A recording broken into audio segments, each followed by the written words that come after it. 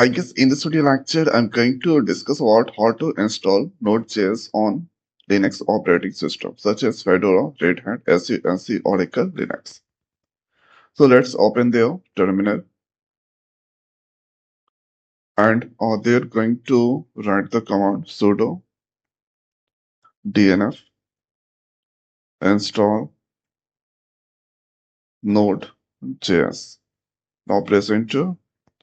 So this you can get here installing Node.js, and this is the version, and here, this will take the download size 42 MB, install size 215 MB.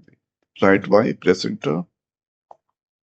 So this is now version 22 is now currently downloading RPM file, and documentation NPM is also downloading this 10 version.